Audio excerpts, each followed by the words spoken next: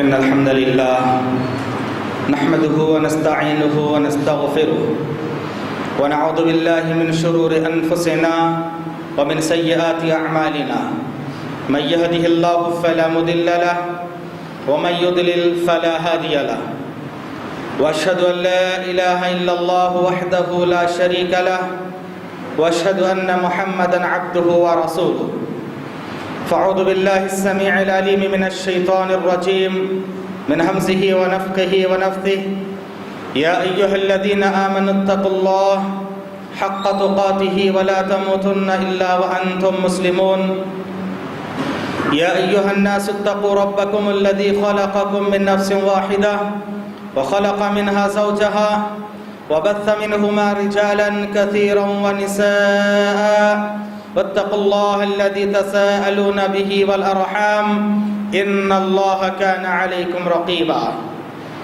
يا أيها الذين آمنوا اتقوا الله وقولوا قولا سديدا يصلح لكم أعمالكم ويغفر لكم ذنوبكم ومن يطع الله ورسوله فقد فاز فوزا عظيما أما بعد فإن خير الحديث كتاب الله وخير الهدي هدي محمد صلى الله عليه وسلم وشر الأمور محدثاتها وكل محدثة بدعة وكل بدعة ضلالة وكل ضلالة في النار فقد قال الله تبارك وتعالى في سورة إبراهيم فأعوذ بالله السميع العليم من الشيطان الرجيم من همزه ونفخه ونفسه ألم تر كيف ضرب الله مثلا كلمة طيبة كشجرة طيبة أصلها ثابت وفرعها في السماء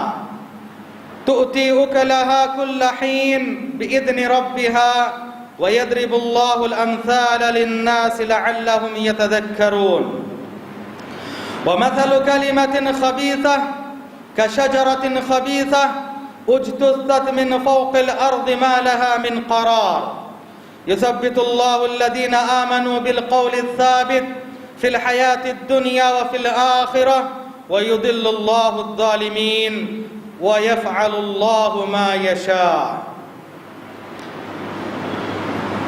محترم بزرگوں، قابل قدر اسلامی بھائیوں، پردہ نشین خواتین ملت، اللہ تعالیٰ کا بے پایا شکر و احسان ہے۔ اس رب کریم نے ہم تمام کو انسان بنا کر اس روئے زمین پر بھیجا اور ہماری رشد ہدایت کے لیے اپنا کلام قرآن مجید کی شکل میں نازل فرمایا، جو کہ سب سے بہترین کلام ہے، جس میں کسی طرح کا کوئی شک و شبہ نہیں پایا جاتا ہے، تمام دنیا کے انسانوں کے لیے سرچشمہ ہدایت ہے۔ اللہ تعالیٰ کی اس بیش بہا نعمت پر ہمیں اور آپ کو شکر گزاری کرنی چاہیے۔ سبحان اللہ، الحمدللہ، ولا الہ الا اللہ، واللہ اکبر، ولا حول ولا قوة الا باللہ العلی العظیم۔ بعدہ درود و سلام نازل ہو تمام انبیاء و مرسلین پر، خصوصاً آخری نبی جناب محمد رسول اللہ صلی اللہ علیہ وسلم کی ذات گرامی پر۔ اللہم بارک وصلی وسلم علی نبینا محمد وعلی آلہ واصحابہ اجمعین ومن تبعہم بإحسان الی یوم الدین۔ حضرات، اللہ تعالیٰ نے انسان کو دو چیزوں کا مرکب بنایا۔ ایک ہے انسان کا جسم، جس کو باڈی کہا جاتا ہے، دوسرا ہے انسان کی روح، جس کو سول کہا جاتا ہے۔ ان دو چیزوں کی آمیزش کو انسان کہا جاتا ہے۔ ان میں سے ایک بھی دوسرے سے جدا ہو جائے تو اس کو انسان نہیں کہا جائے گا۔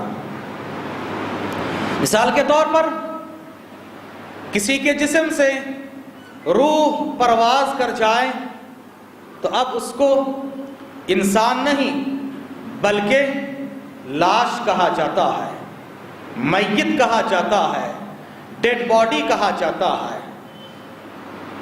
اور روح جسم سے الگ ہو جائے تو اب اس کو روح کہا جاتا ہے۔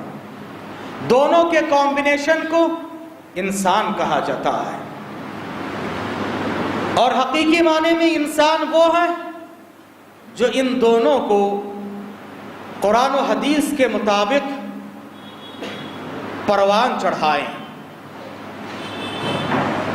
جسم کو اللہ تعالیٰ نے مٹی سے بنایا، آخرکار اس کو مٹی میں ہی جانا ہے۔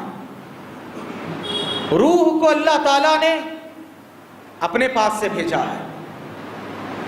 روح کو اللہ نے کس سے بنایا؟ روح کی حقیقت پتہ ہے؟ جسم کی حقیقت؟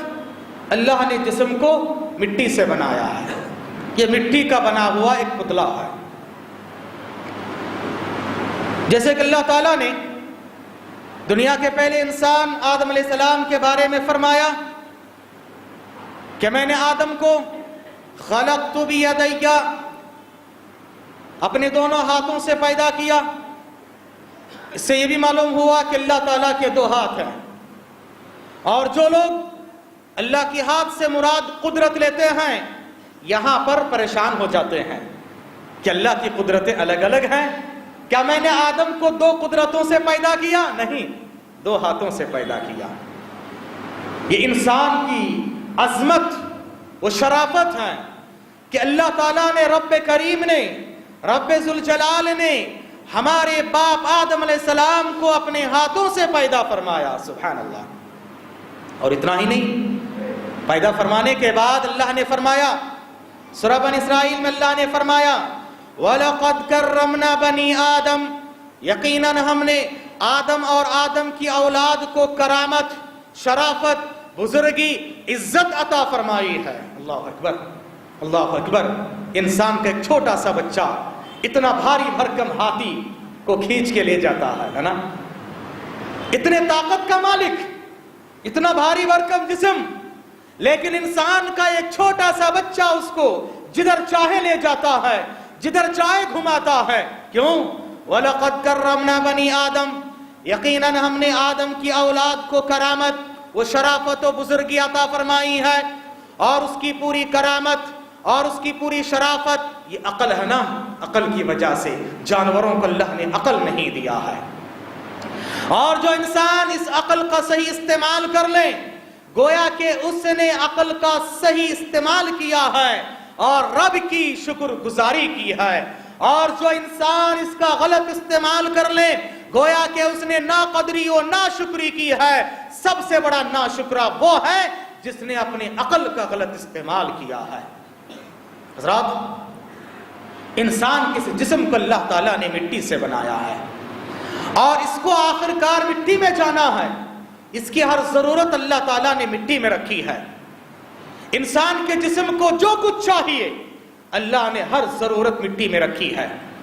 انسان کو کھانے کی ضرورت ہے، انسانی جسم کو پانی کی ضرورت ہے، انسانی جسم کو ہواؤں کی ضرورت ہے، انسانی جسم کو دھوپ کی ضرورت ہے، انسانی جسم کو مٹی کی ضرورت ہے، انسانی جسم کو آرام کی ضرورت ہے، انسانی جسم کو گھر کی ضرورت ہے، انسانی جسم کو رشتہ داروں کی ضرورت ہے، انسانی جسم کو کپڑے کی ضرورت ہے، انسانی جسم کو مختلف آسائش کی ضرورت ہے۔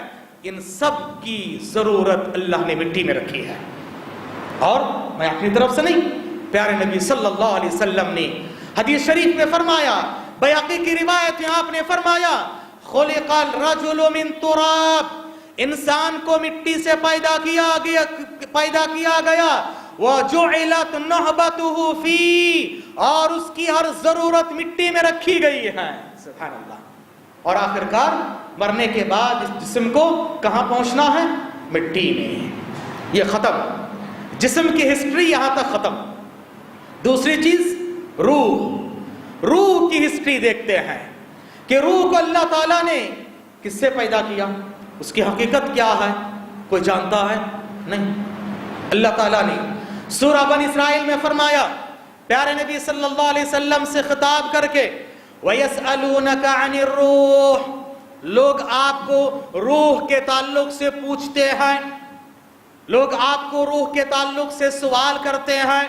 قُلِ الرُّوحُ مِنْ أَمْرِ رَبِّي، آپ فرما دیجئے روح کا معاملہ سراسر اللہ کے حوالے ہے۔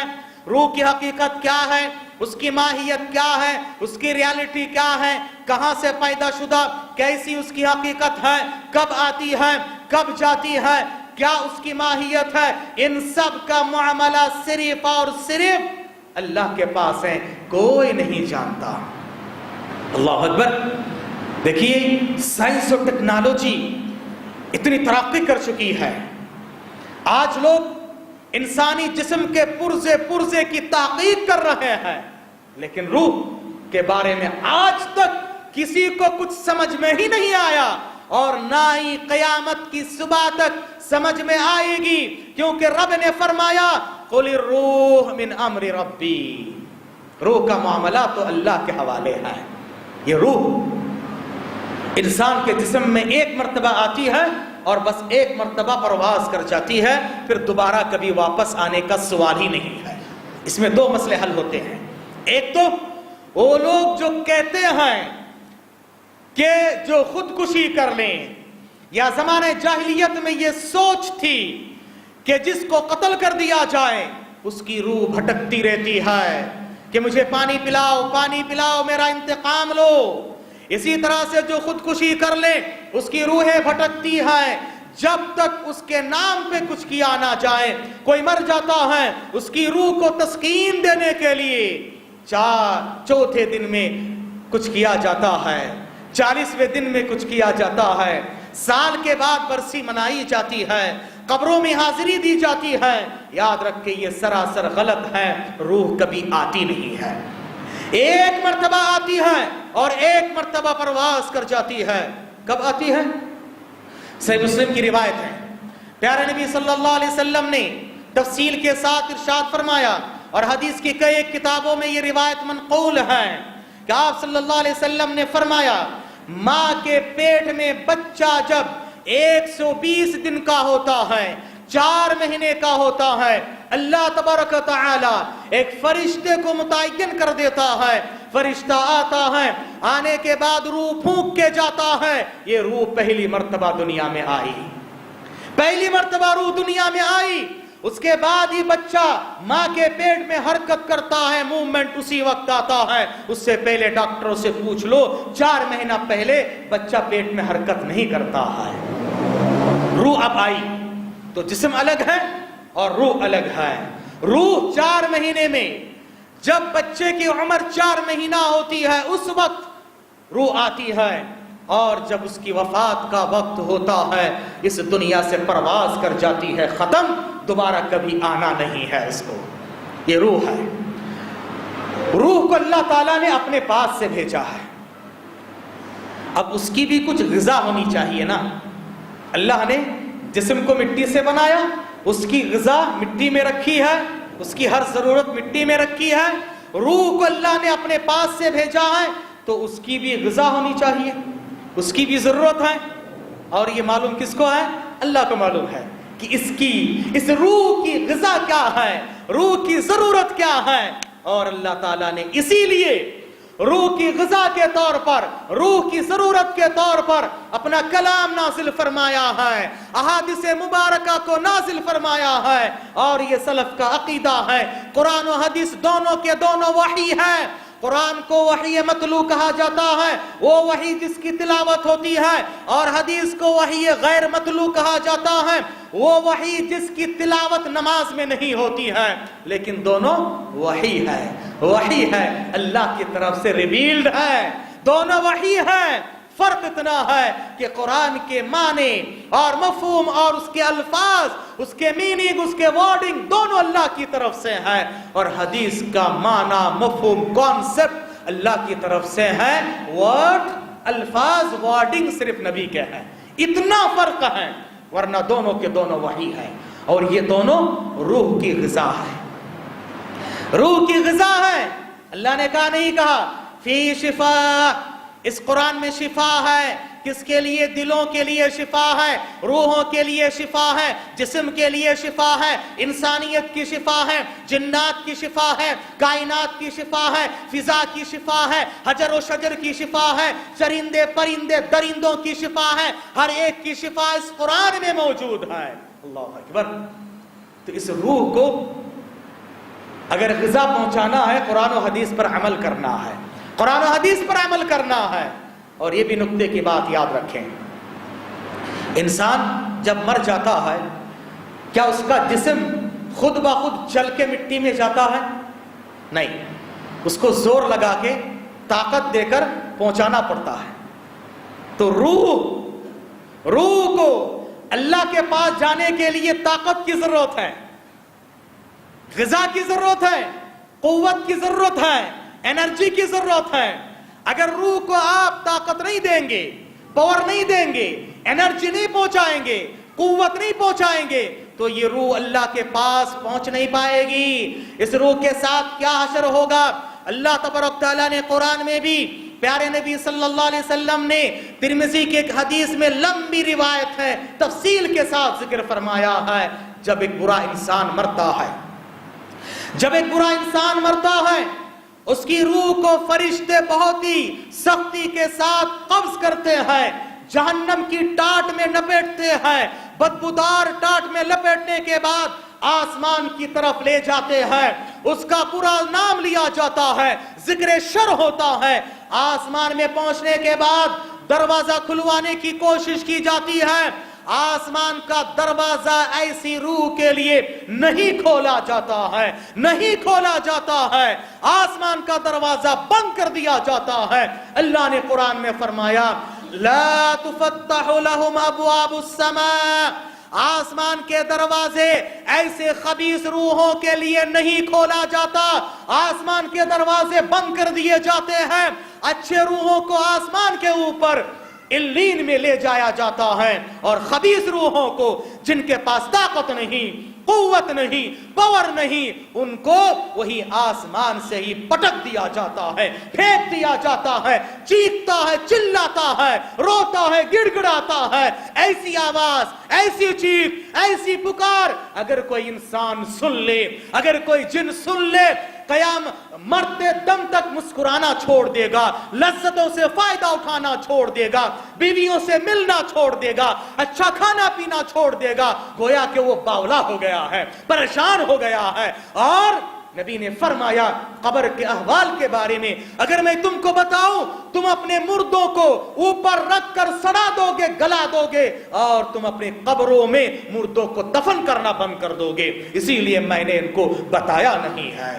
حضرات گرامی، معلوم ہوا کہ اس روح کو بھی غذا کے ساتھ ساتھ اس کو طاقت دینے کی ضرورت ہے، اور اس کی طاقت کیا ہے وہ آئیے میں آپ کے سامنے بیان کروں کہ جس طرح سے جسم کو طاقت پہنچانے کے لیے غذا کی ضرورت پڑتی ہے، روح کو طاقت پہنچانے کے لیے کیا کرنا ہے۔ حضرات، روح کی غذا اور روح کی طاقت ہے توحید، قرآن و حدیث پر عمل کرنا، قرآن و حدیث کے اعمال، اور اس میں سب سے پہلی بات آتی ہے توحید۔ توحید یہ بہت بڑی طاقت ہے، بہت بڑی قوت ہے۔ جس روح میں، جس نفس میں توحید ہو، اللہ اکبر، اتنے طاقتور ہو جائیں۔ آئیے آج میں آپ کے سامنے صرف توحید کی چند طاقت رکھوں اور ماحول اور حالات کے اعتبار سے فٹ کر کے دکھاؤں۔ اسی مناسبت سے میں نے قرآن مجید سورہ ابراہیم کی آیت نمبر 24 سے لے کر 27 تک پڑھی ہے۔ رب نے فرمایا أَلَمْ تَرَ كَيْفَ ضَرَبَ اللَّهُ كَلِمَةً طَيِّبَةً كَشَجَرَةٍ طَيِّبَةٍ أَصْلُهَا ثَابِتٌ وَفَرْعُهَا فِي السَّمَاءِ۔ کیا تم نے غور و فکر نہیں کیا کس طرح سے اللہ تعالیٰ نے مثال بیان کی ہے کلمہ طیبہ کی؟ کلمہ طیبہ کی اللہ نے مثال دیتے ہوئے ایک مضبوط اور بہت ہی تناور، جس کی جڑیں مضبوط ہے، ایسے درخت سے رب نے کلمہ طیبہ کی مثال دی ہے۔ اصلها ثابت، جس کی جڑیں بہت مضبوط ہے، وفرعها فی السماء، اور اس کی شاخیں آسمانوں کو پھیلی ہوئی ہے۔ آگے رب نے فرمایا ہر وقت اللہ کی مرضی سے، اللہ رب کی مرضی سے ہر وقت دوسروں کو پھل دے رہا ہے یہ درخت۔ یہ توحید کی مثال ہے میرے بھائیوں، کہ توحید جس کی جڑیں مضبوط ہوتی ہے اور شاخیں پورے آسمانوں کو پھیلی ہوئی ہوتی ہے، توحید پرست کی بھی یہی مثال ہے، وہ کافی مضبوط ہوتا ہے اور وہ دوسروں کو فائدہ پہنچاتا ہے، نقصان نہیں پہنچاتا ہے۔ توحید پرست وہی ہوتا ہے جو دوسروں کو فائدہ پہنچاتا ہے، ہر وقت فائدے کے بارے میں سوچتا ہے، نقصان نہیں پہنچاتا ہے۔ وہ توحید پرست نہیں ہو سکتا ہے جو انسانیت کا قتل کریں، وہ توحید پرست نہیں ہو سکتا ہے جو جانوروں کا ناحق قتل کریں، وہ توحید پرست نہیں ہو سکتا ہے جس کا وجود کائنات کے لیے خطرناک ہو، جس کا وجود فضاؤں کے لیے خطرناک ہو، بلکہ توحید پرست تو ایک بہترین انسان ہوتا ہے۔ اس سے یہ معلوم ہوا کہ اسلام کا دوسرا نام توحید ہے۔ جو لوگ اسلام کے نام لے ہوئے ہیں ان کو چاہیے کہ دوسروں کو فائدہ پہنچائے، تکلیف کے بارے میں نہ سوچے۔ جائے کہ خواہ خواہ میں کسی کو قتل کرنا، کسی کو قیدی بنا لینا، کسی جگہ پر بم بلاسٹ کرنا، ناحق اور معصوموں کا قتل کرنا، ان لوگوں کے ساتھ اسلام کا کوئی تعلق نہیں ہے۔ یاد رکھیں، قرآن و حدیث کے تعلیمات کے ساتھ کوئی ان کا تعلق نہیں ہے۔ ہم سرات کے ساتھ ان سے بری ہیں اور ان کی مذمت کرتے ہیں حضرات۔ اور اسی مناسبت سے، اسی کو سامنے رکھ کر ہی الحمدللہ ابھی سنڈے کے دن آپ دیکھیں گے ایک بہترین کانفرنس منعقد کیا گیا ہے قادریہ مسجد کے گراؤنڈ میں، الحمدللہ اسی مقصد کے لیے، اسلام کا امن کا پیغام کیا ہے دوسروں تک پہنچانا، برادران وطن تک دینا، اور الحمدللہ اس کے لیے پریس کانفرنس بھی ہوا ہے۔ آپ احباب سے میں گزارش کروں گا کہ آج آپ جو ہے نیوز میں دیکھیں، ٹی ویوں میں دیکھیں، الحمدللہ اس کی جو حقیقت حال ہے علماء کی نگرانی میں پیش کیا گیا ہے، تاکہ سب کو ہر زبان میں، کناڈا، اردو، انگلش، ہر زبان میں یہ میسج کو عام کیا جائے۔ آج اسلام کے نام سے فتنوں کو فروغ دیا جا رہا ہے، نوجوان نہ جانتے ہوئے اور نہ چاہتے ہوئے بھی اس میں مبتلا ہوتے جا رہے ہیں۔ اس لیے آپ سے گزارش ہے صحیح علماء کی نگرانی میں رہیں، صحیح علماء جو کہتے ہیں اسی کو فالو کریں۔ آپ کے دوست احباب کیا کہہ رہے ہیں، انٹرنیٹ کیا کہہ رہا ہے، اس کے پیچھے نہ پڑے۔ بارہا ہمارا یہ پیغام ہے، یہ میسج ہے، کیونکہ آج بہت ہی پرفتن اور پرخطر دور اور زمانہ ہے حضرات۔ یہ توحید کی طاقت ہے، اس کی بنیاد پر انسان فتنے کو سمجھ پاتا ہے۔ اور حسن بصری رحمہ اللہ کا ایک قول بھی میں اسی مناسبت سے نقل کر دیتا ہوں۔ حسن بصری رحمہ اللہ نے فرمایا، الفتنۃ اذا اقبلت عرفها العلماء، فتنہ جب آ جاتا ہے حق پرست علماء اس کو پہچان لیتے ہیں، پہلے وہلے میں ہی ان کو پتا چل جاتا ہے کہ یہ فتنہ ہے۔ وَإِذَا أَدْبَرَتْ عَرَفَهَا النَّاسُ وَالْعَوَامُ، کہتے ہیں جب فتنہ ختم ہو جاتا ہے، فتنہ پوری طرح سے سب کو اپنے لپیٹ میں لینے کے بعد جب جاتا ہے، نکل جاتا ہے، اس وقت انسانوں کو پتا چلتا ہے، عوام کو پتا چلتا ہے۔ اس لیے آپ سے ہماری گزارش ہے، حسن بصری جیسے علماء اور قدیم علماء جو تھے آپ ان کے ساتھ رہیں۔ آج کے جدید ذہنیت رکھنے والے جو لوگ علماء سے بیر رکھتے ہیں، علماء کے خلاف بولتے ہیں اور پورے علماء ایک ہو کر اگر فتویٰ دیتے ہیں، کہتے ہیں کہ ڈرپوک ہے یا کسی حکومت کے بکے ہوئے ہیں، آپ سے ہماری گزارش ہے، ہم آپ کے ہمدرد ہیں، آپ کے ہمدرد ہیں، آپ کو چاہتے ہیں صحیح راستے پر لانا اور توحید و منہج کیا ہے اس کو سمجھانا چاہتے ہیں۔ یاد رکھیں خوارج ایسے ہی تھے، خوارج کا پورا منشا یہی تھا کہ علماء کے خلاف، حکومت کے خلاف ان کے کارستانی ہوتی تھی۔ اور کل بھی آپ نے شیخ کے درس میں عشاء کے بعد سنا ہے کہ خوارج کی کارستانیاں کیا ہوتی تھی اور ان لوگوں نے کن لوگوں کو نشان بنایا تھا۔ ان کا وصف ہے، نبی نے حدیث میں فرمایا، بخاری کی روایت ہے، یقتلون اہل الاسلام ویذرون اہل الاوثان، یہ لوگ اہل اسلام کو قتل کریں گے، اسلام کے نام لینے والے مسلمانوں کو قتل کریں گے اور مشرکوں کو چھوڑ دیں گے۔ آج ایسے ہی کچھ ہو رہا ہے، اللہ ہماری حفاظت فرمائے۔ حضرات، میں آپ کے سامنے عرض کرنا چاہتا ہوں اصل میں کہ توحید کو سمجھنا ہے اور توحید کی طاقت کیا ہے؟ تاکہ ہم اپنے روح کو توحید والی روح بنائیں جو پرواز کرتے ہوئے اللہ کے پاس پہنچ جائے۔ علیین جو جگہ ہے الحمدللہ اللہ نے اپنے نزدیک رکھا ہے، اگر اس کو اب طاقت دیں گے تو وہاں پر پہنچ پائے گی، ورنہ وہاں سے آسمان سے پٹک دیا جائے گا، نیچے گرتے گرتے گرتے ساتوں زمین کے نیچے سجین میں اس کو قید کر دیا جائے گا۔ اب آپ پر ہے کہ آپ اس روح کو غذا پہنچاؤ، طاقت پہنچاؤ، یا اس کو کمزور کرو۔ اللہ نے بھیجا ہے، آپ کے پاس یہ امانت ہے، پھر اللہ تعالیٰ لے لے گا۔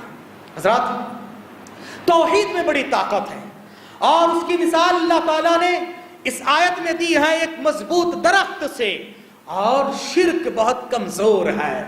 کہا کہ خبیث درخت کی مثال ہے۔ کھیتی باڑی کرنے والے لوگ جانتے ہیں، یا جو لوگ گارڈن کی حفاظت کرتے جانتے ہیں، آپ کے گھر کے آنگن میں ادھر ادھر جو ہے ایک پودا نکل آتا ہے، کتنا کمزور، بچہ بھی اس کو نکال کے پھینک دیتا ہے۔ شرک اور کفر کی مثال ایسے ہی ہے، بہت کمزور ہے، بہت کمزور ہے۔ جب توحید کسی کے دل و دماغ میں داخل ہو جائے ان سب کو نکال پھینک سکتا ہے۔ ایک دو مثالیں لے لیں، توحید میں کتنی طاقت ہے۔ حضرات، صحابہ کرام کی زندگی میں مثالیں بے شمار ہیں، انسان کی زندگیوں میں مثالیں بے شمار ہیں۔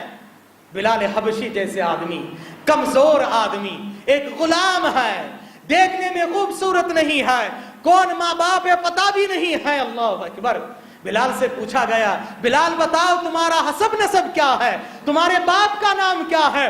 تو کہتے تھے انا بلال ابن اسلام، میں اسلام کا بیٹا بلال ہوں، میری شناخت ہے تو اسلام سے ہے، میری پہچان ہے تو اسلام سے ہے، مجھے کوئی جانتا ہے تو اسلام کے ضمن میں جانتا ہے، اسی لیے میرا باپ گویا کہ اسلام ہے، میرا حسب نسب اسلام ہے، میری شناخت و پہچان اور میری آئیڈینٹیفیکیشن اسلام ہے۔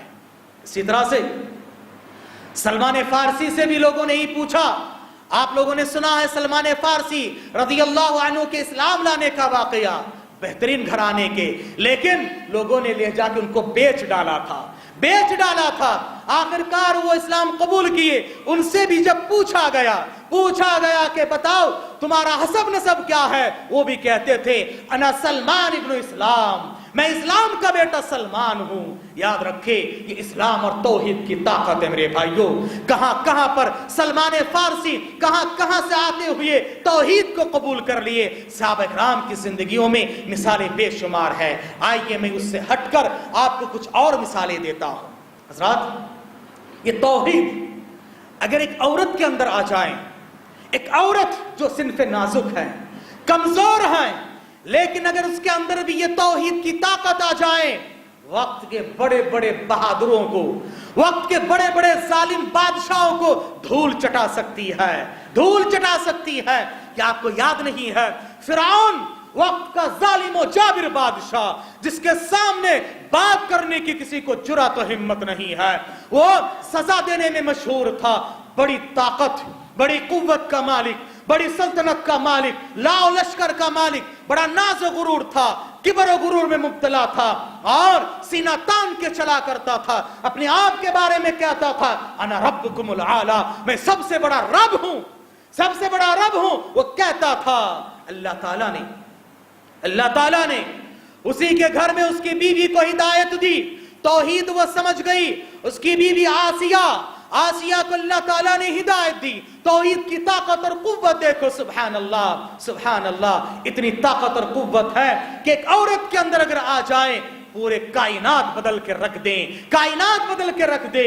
اتنا ظلم، اتنا پریشان کیا، اتنا ستایا، اتنا مارا پیٹا، لیکن ٹس سے مس ہونے والے نہیں ہے۔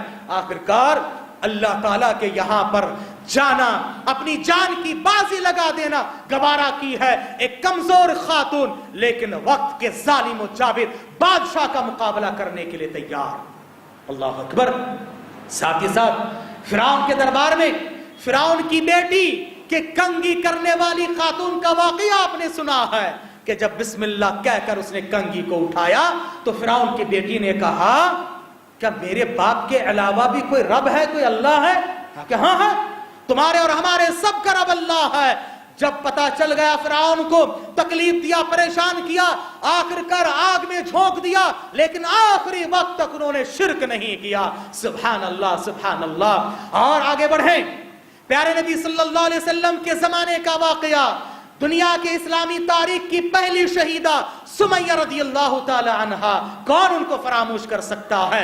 वक्त का जालिम कुफार कुरैश का सरदार अबू जहल को ललकार कर कहती है, जो चाहे कर ले, इस्लाम से बरगश्ता होने वाले नहीं है। अल्लाह अकबर। उमर रदियल्लाहु ताला अन्हु के इस्लाम के लिए जो जरिया बनी, वो भी एक खातून है, उनकी बहन है। वो खातून जो कल तक अपने भाई के आंख में आंख डालकर बात करने की जरूरत नहीं थी, उमर के नाम सुनते ही परेशान हो जाया करती थी, आज उमर जलाली अंदाज में पहुंचे हैं, दरवाजा खटखटाते हैं और अंदर दाखिल होते हैं। हाथ में तलवार है और हाथ में नेजा है, हाथ में कोड़ा भी है। पहुंचते हैं और कहते हैं, बहन क्या तूने इस्लाम कबूल किया?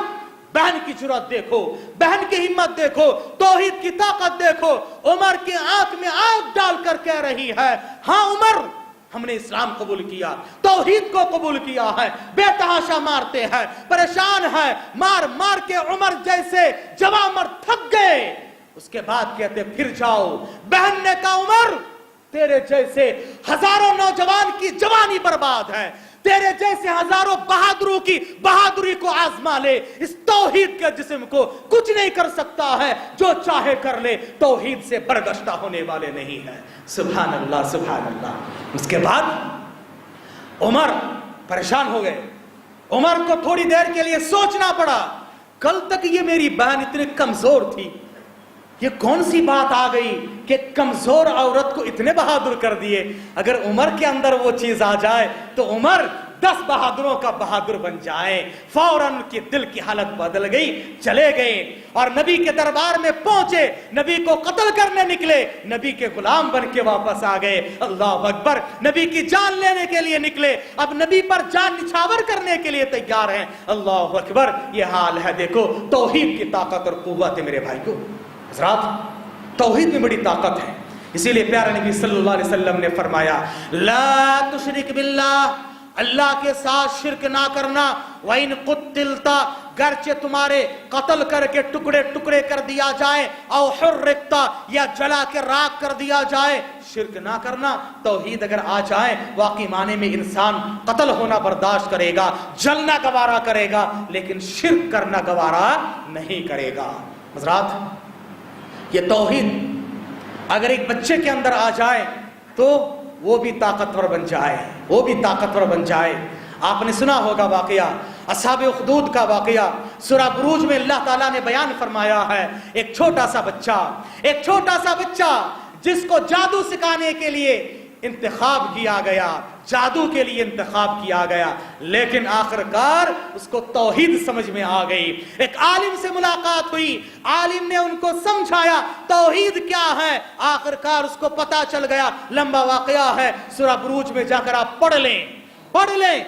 वक्त का बादशाह और जादूगर दोनों मिलकर पूरे आवाम पर हावी थे, सबको डराए रखे थे, सहमे हुए थे सब के सब। लेकिन एक छोटा बच्चा वक्त का बादशाह का मुकाबला कर रहा है, वक्त के बहुत बड़ा जादूगर जिसका डर पूरे दुनिया वालों पर छाया हुआ था, उसका मुकाबला कर रहा है। चैलेंज करते हुए सबको धूल चटाए हैं, ऊपर पहाड़ पे ले जाया गया, सबको धूल चटा के अल्लाह ने हिफाजत की। समंदर में ले जाकर डुबोने की कोशिश की गई, कुछ नहीं हुआ।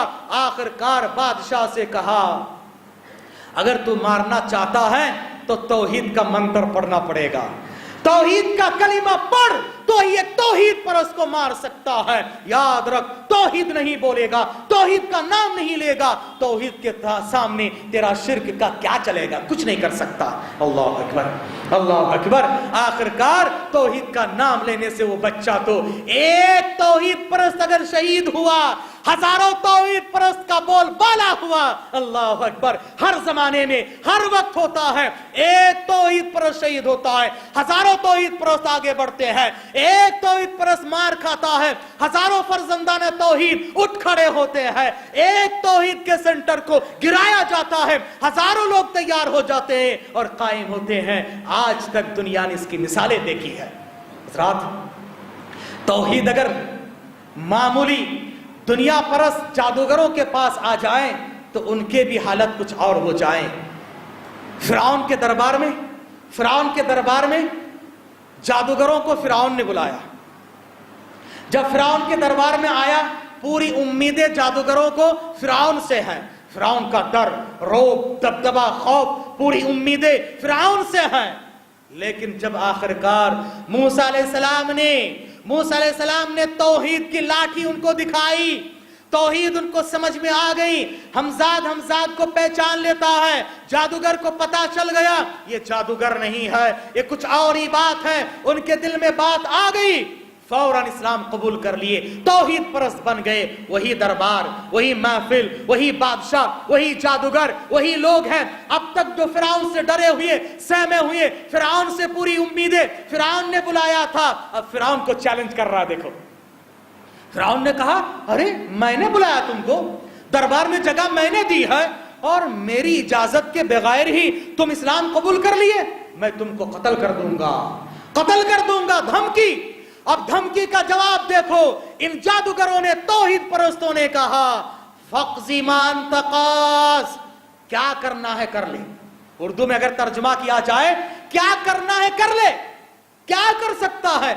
इन्नमा तक़दी हाज़िहिल हयातद दुनिया, ज्यादा से ज्यादा इस दुनिया में तू हमको तकलीफ दे सकता है, लेकिन अल्लाह अकबर, अगर तू यहां तकलीफ देगा, वह ऊपर अल्लाह ताला ने हमारे लिए बेहतरीन जन्नत तैयार कर रखा है। सुभान अल्लाह, ये तौहीद की ताकत है मेरे भाइयों। तौहीद अगर, वैसे तो जानवर सबके सब तौहीद परस्त है ही, उसके पास भी तौहीद आ जाए तो देखो कैसे वक्त के बादशाह को भी होश सिखा सकते हैं, इल्म सिखा सकते हैं। आपने सुना होगा सुलेमान अलैहिस्सलाम का वाकया। सुलेमान के दरबार में हुदहुद परिंदा गायब था, है ना। सुलेमान अलैहिस्सलाम ने तलाश की, तलाशी के बाद हुदहुद गायब है। कहा कि कहां गया हुदहुद, मेरी इजाजत के बगैर चला गया, उसको ज़बा कर दूंगा, या नहीं तो सजा दूंगा, या नहीं तो वो कोई मजबूत दलील लेकर आए। हुदहुद आया, आने के बाद कहा कि आई बादशाह सलामत, याद रखिए आप बादशाह हैं और नबी भी हैं, आपकी जिम्मेदारी बनती है कि तौहीद का ख्याल रखें, शिर्क को खत्म करें। लेकिन मैं एक ऐसी जगह पर गया था और वहां पर मैंने जो इल्म लाया है वो आपके पास नहीं है। वहां पर दो खामियां हैं, वहां के लोगों में दो खामी है, एक अकीदे की खामी और दूसरा है मुआशराती खामी।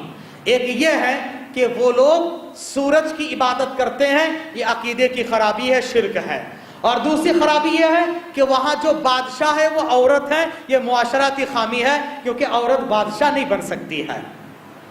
आपकी जिम्मेदारी है, और ये बात याद रखें, औरत के ताल्लुक से कुरान और हदीस में जो कहा गया कि वो कौम कभी फला नहीं पा सकती है जो औरतों को बड़े बड़े ओहदे और मनासिब दे दें। और इसी तरह से अर्रिजालु क़व्वामूना अला निसा, के औरतें, मर्द जो है औरत पर फाइज है और फौकियत रखती है, ये सिर्फ कुरान और हदीस को अपने दिमाग से नहीं समझना, सलफ़ सालिहीन के तरीके पर समझे। इससे मुराद क्या है कि औरत किसी जगह के खलीफा और बादशाह नहीं बन सकती इस्लाम की शरीयत के हिसाब से, और इस औरत किसी जगह के इमाम नहीं बन सकती, है, चीफ जस्टिस नहीं बन सकती है। ये बड़े बड़े ओहदे उससे मुराद है। अगर किसी बिजनेस और तिजारत में किसी इदारे के कोई औरत बड़ी है और उसके मातहत कोई काम कर रहा है, कोई हर्ज नहीं है। आप एक कंपनी में काम कर रहे हैं, वहां के मैनेजर औरत है, कोई मसला नहीं है। आप एक कॉलेज में, स्कूल में काम कर रहे हैं, वहां के प्रिंसिपल औरत है, कोई मसला नहीं है। आप किसी तिजारत में काम कर रहे हैं, वहां पर कोई औरत वहां के सीईओ है, कोई मसला नहीं है। बिल्कुल ये इस्लाम के खिलाफ नहीं है। लोग गलत चीजों को फैला रहे हैं, याद रखें ऐसी कोई बात नहीं है। अल्लाह ताला ने कुरान मजीद में सूरा निसा में ही फरमाया कि उलिन्निसा, औरतों के लिए वो है मिम्मक्तसबना, जो औरतें कमाएं। अब औरतें कमाएगी तो उसका हिस्सा है, औरतों के कमाने का तसव्वुर मिलता है। आप सल्लल्लाहु अलैहि वसल्लम के ज़माने में ख़वातीन काम काज के लिए घरों से बाहर, जैसे बाग है, अपने शौहर के हाथ बटाया करती थी, बाग के काम में, खेती के काम में, कोई अर्ज की बात नहीं है, बशर्ते के वो पर्दे का एहतमाम करें। شرعی حدود میں رہ کر عورت اگر بزنس اور تجارت میں کسی کام میں بڑے ہیں اور اس کے ماتحت دوسرے لوگ کام کر رہے ہیں تو کوئی حرج کی بات نہیں ہے، انشاءاللہ پورے علماء کا ہی فتویٰ ہے۔ حضرات، تو توحید اس پرندے کو سمجھ میں آ گئی تو انہوں نے آ کر وقت کے بادشاہ سے کہا، تو بادشاہ نے ان کے عذر کو قبول کر لیا اور دربار میں اونچا مقام عطا فرمایا، اور انہی کے ذریعے سے پھر پیغام بھیجا، جاؤ جا کر ملکہ سبا کو میرا میسج اور پیغام پہنچا دو۔ اللہ اکبر، یہ توحید کی طاقت اور قوت ہے میرے بھائیوں۔ اتنا ہی نہیں، توحید اگر ایک درندہ کو بھی پتا چل جائے تو گویا کہ وہ بھی اس کے سامنے جھک جائے۔ حضرت سفینہ رضی اللہ تعالی عنہ کا ایک واقعہ ہے اور مستدرک حاکم وغیرہ میں صحیح سند کے ساتھ ذکر کیا گیا۔ حضرت سفینہ رضی اللہ تعالی عنہ فرماتے ہیں کہ ہم لوگ کچھ لوگ سمندر کے سفر کے لیے نکلے، اتنے میں ہماری کشتی ٹوٹ گئی۔ مجھے لکڑی کا ایک حصہ ملا، اس پر تیرتا ہوا آخر کار ایک جنگل پہنچ گیا۔ جنگل کے بیچوں بیچ میں جب پہنچ گیا، راستہ تلاش کرتے کرتے ایک جگہ پر پہنچا تو ایک شیر میرے سامنے آ گیا، ایک شیر میرے سامنے آ گیا۔ صحیح واقعہ، صحابی رسول کا واقعہ ہے۔ شیر جب میرے سامنے دھاڑتے ہوئے آگے آ گیا تو میں نے اس سے کہا، یاد رکھو اے جنگل کا بادشاہ، میں انسانوں کے بادشاہ کا دوست ہوں، میں انسانوں کے بادشاہ کو اپنی آنکھوں سے دیکھا ہوں۔ انا مولا رسول اللہ، میں رسول اللہ صلی اللہ علیہ وسلم کا آزاد کردہ غلام بھی ہوں، اور میں نبی کا ساتھی ہوں، میں صحابی رسول ہوں۔ یہ سننا تھا کہ جنگل کا بادشاہ چیتا شیر بھی وہیں پر رک گیا اور سر جھکا کر مجھے سلام کیا۔ اللہ اکبر۔ اس کے بعد میرے قریب آیا، میرے قریب آنے کے بعد میرا دامن پکڑا، دامن اپنے دانت سے پکڑنے کے بعد مجھے جنگل کا راستہ دکھا کر باہر لے کر آیا۔ شیر، سبحان اللہ، قربان جاؤ نبی پر، نبی کے صحابہ کرام پر۔ جنگل کا بادشاہ بھی توحید پرستوں کو سلام کر رہا ہے۔ آخر کار مجھے راستہ دکھا کر دور جانے کے بعد بیٹھ گیا، بیٹھ جانے کے بعد مجھے سلام کیا، گویا کہ مجھے الوداع کہہ رہا ہے۔ اللہ اکبر، اللہ اکبر۔ اتنا ہی نہیں، ایک آخری بات بھی سن لیں۔ بے زبان پہاڑ کو بھی پتا چل جائے کہ یہ توحید پرست ہے، پہاڑ بھی ان کے سامنے گویا کہ سلام پیش کرتا ہے۔ آپ نے بارہا سنا ہے، بخاری کی روایت ہے، پیارے نبی صلی اللہ علیہ وسلم کے ساتھ حضرت ابو بکر، حضرت عمر اور حضرت عثمان رضی اللہ عنہم، یہ سب کے سب تھے۔ آپ احد پہاڑ پر چڑھے، احد پہاڑ جو ہلنے لگا، لرزہ براندام ہو گیا، ہلنے لگا، تو آپ صلی اللہ علیہ وسلم نے فرمایا، اے احد پہاڑ تھم جا، رک جا، آج تیرے اوپر ایک نبی ہے، ایک صدیق ہے اور دو شہید ہیں، رک جا، تھم جا، رک جا۔ اللہ اکبر۔ یہ سننا تھا، بے زبان بے عقل پہاڑ بھی رک گیا، ٹھہر گیا، تھم گیا۔ اللہ اکبر۔ یہ ہے میرے بھائیوں توحید کی طاقت اور قوت۔ بے شمار مثالیں ہیں، بے شمار دلائل ہیں، لیکن ضرورت ہے کہ توحید کو حقیقی معنی میں سمجھیں۔ آج میں نے آپ کے سامنے یہ تمام باتیں اس لیے رکھی ہے، آپ کے سامنے ایک مثال اسی طرح سے توحید کی موجود ہے، اور وہ ہے کہ ایک درگاہ کے درگاہ پرستوں نے، مجاوروں نے مل کر جب ان کو توحید سمجھ میں آ گئی، سب نے مل کر اس درگاہ کو مسجد میں تحویل کر دیا۔ اللہ اکبر۔ اور اسی مسجد کے چندے کے لیے آپ کے خدمت میں پہنچے ہیں۔ رائچور ڈسٹرکٹ کے ایک علاقہ سنور بہت ہی پسماندہ علاقہ ہے، دیہات ہیں، اور وہاں کے لوگ اتنے مالدار بھی نہیں ہے۔ زمین لی گئی ہے مسجد کے لیے۔ الحمدللہ درگاہوں پرستوں نے سب کچھ چھوڑ دیا، درگاہوں کو ختم کر کے انہوں نے مسجدیں بنا لی۔ وہاں پورے کے پورے اطراف اکناف میں، پورے تعلقہ میں کوئی توحید پرستوں کی مسجد نہیں ہے۔ اور اس علاقے میں الحمدللہ چند ساتھی تیار ہوئے، علماء اکرام نے محنت کی ہے، اللہ ان کے محنتوں کو قبول فرمائے اور اسی طرح سے ثابت قدمی عطا فرمائے، میزان حسنات میں شمار فرمائے۔ وہاں کے لوگوں نے ایک زمین لی ہے جس کی لاگت تقریباً 18 لاکھ ہے، اور ان میں سے 10 لاکھ انہوں نے جمع کر لی ہے۔ اب سوچئے کہ 8 لاکھ کوئی بڑی بات نہیں ہے شہر والوں کے لیے، لیکن دیہات اور گاؤں والوں کے لیے بہت بڑی بات ہوتی ہے۔ اسی لیے تمام تر توصیات اور تصدیقات کے ساتھ آپ کی خدمت میں تشریف لائے ہیں یہ لوگ کہ آپ ان کا بھرپور تعاون فرمائیں۔ انشاءاللہ کوشش یہ ہونی چاہیے کہ ہماری مسجد سے ان کا یہ بیڑا پار ہو جائے اور آپ کے لیے بہترین صدقہ جاریہ ہے۔ آدمی مرنے کے بعد سوچتا ہے کہ میرے والدین کے لیے ایصال ثواب کچھ کرنا ہے، آپ کے دربار میں خود پہنچ گئے ہیں ایصال ثواب کرنے والے کے لیے، اور آپ کے لیے تاحیات خدمات ہے، بہترین ثواب کا ذریعہ ہے۔ اور یہ مسجد جس کے بنیاد پر 6 لوگ جنت میں چلے جائیں گے، مسجد کے ذریعے سے، مسجد بنانے والے، مسجد کی دیکھ بھالی کرنے والے، مسجد میں اذان دینے والے، مسجد میں آ کر علم حاصل کرنے والے، مسجد کی پاکی صفائی کرنے والے، اور مسجدوں کو آباد کرنے والے، اللہ اکبر، کیا اونچا مقام ان لوگوں کا۔ قیامت کا میدان ہوگا، سب لوگ پریشان حال ہوں گے، رب کی بادشاہت ہوگی، سب کے سب ان کے سامنے پریشان حال۔ رب کہے گا اینا جیرانی، میرے پڑوسی کہاں ہیں؟ فرشتے کہیں گے اللہ تیرے بھی کوئی پڑوسی ہے؟ کہا کہ ہاں میرے پڑوسی۔ دنیا میں اللہ کا جو گھر ہے نا، اس گھر میں رہنے والے اللہ کے پڑوسی ہیں، اس گھر کی آباد کرنے والے، دیکھ بھالی کرنے والے، خدمات کرنے والے، یہ اللہ کے پڑوسی ہیں۔ گھر کے مسجد کے پڑوسی میں رہنے والے نہیں، بلکہ اللہ کے گھر کی خدمت کرنے والے، اللہ کے گھر کو ہر طرح سے تعاون کرنے والے، کچھ اونچ نیچ ہو تو برداشت کر کے مزید آگے بڑھ کے کرنے والے، نہ کہ مسجد کے ٹھکرنے والے اور چھوٹی چھوٹی باتوں کو بڑی بڑی باتیں بنانے والے نہیں، بلکہ اللہ تعالیٰ قیامت کے میدان میں کہے گا این عمار المساجد، مسجدوں کو آباد و شاداب رکھنے والے کہاں ہیں مسجدوں کو آباد رکھنے والے؟ وہ میرے پڑوسی ہیں، ان کو تلاش کرو۔ اللہ اکبر، کتنا اونچا مقام ہے آپ کا۔ اور آپ سوچتے ہوں گے میں تو غریب انسان، مجھے اتنا کہاں سے ہے کہ میں اتنی بڑی مسجد میں بڑا تعاون کر کے جاؤں؟ بڑا نہیں چاہیے۔ نبی کی حدیث سن لے، نبی نے فرمایا من بنا للہ مسجدا ولو کمفحص قطعات بنا اللہ لہ بیتا فی الجنہ۔ آپ نے دوسری روایت سن، یہ روایت سن لے، نبی نے فرمایا اگر اللہ کے خاطر اگر کسی نے مسجد میں کا مفحص قطعات، حدیث کا الفاظ ہے ایک فاختے کے گھونسلے کے برابر۔ آپ نے دیکھا کبوتر فاختہ دیکھا کتنا چھوٹا ہے، اس کا گھونسلہ کتنا چھوٹا ہے، 1 اینٹ کے برابر ہوگا؟ نہیں، آدھی بھی نہیں، بلکہ اس سے بھی 1 پونے اینٹ کے برابر ہے۔ اب سوچئے 1 اینٹ کی قیمت اگر 50 روپے بھی مان لے، اس کے آدھے 25 روپے، اس کے آدھے 12.5 روپے۔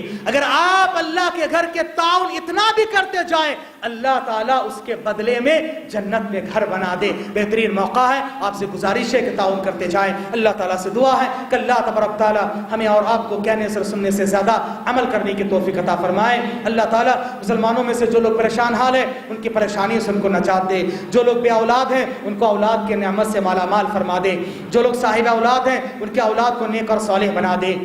اللہ تعالیٰ جو لوگ بے روزگار ہیں ان کو روزگاری نصیب فرما دے، جو لوگ برسر روزگار ہیں ان کی روزی روٹی میں برکت عطا فرما دے، جو لوگ ایک دوسرے سے پریشان ہیں رشتے کے لیے، اللہ ان کے رشتے کو بہم پہنچا دے، اور جو رشتے ٹوٹ رہے ہیں ان رشتوں کو جوڑ دے، مسلمانوں کو بھائی بھائی بنا دے، سینوں سے کینہ کپٹ کو دور فرما دے، اللہ ہماری خطاؤں کو غلطیوں کو معاف فرما دے، اللہ تعالیٰ ہماری چھوٹی موٹی عبادتوں کو ٹوٹی پھوٹی عبادتوں کو قبول فرما لے، ہمارے نیک اعمال کو قیامت کے میدان میں میزان حسنات میں شمار فرما دے۔ اللہ جتنے لوگ مرد و خواتین یہاں پر موجود ہیں، اللہ ان کے دلوں کی جائز مراد کو پورا فرما دے، ان کی ضرورتوں کو پورا فرما دے۔ میں نہیں جانتا کس کے دل میں کیا ہے، اللہ تو دلوں کی حالت کو جانتا ہے، اللہ تو ہر ایک کی دلوں کی مراد کو پورا فرما دے، اطمینان و سکون کی زندگی نصیب فرما دے۔ اللہ جو کچھ مانگنے سے رہ گیا ہے اللہ تو اپنی شان سے اپنے علم سے نواز دینا، جب تک دنیا میں رکھنا، ایمان و امان کے ساتھ رکھنا، خاتمہ ہو تو خاتمہ بالخیر ہو، اور قبر کے سوالات میں ثابت قدمی عطا فرما کے جنت الفردوس کے حقدار بنا دے،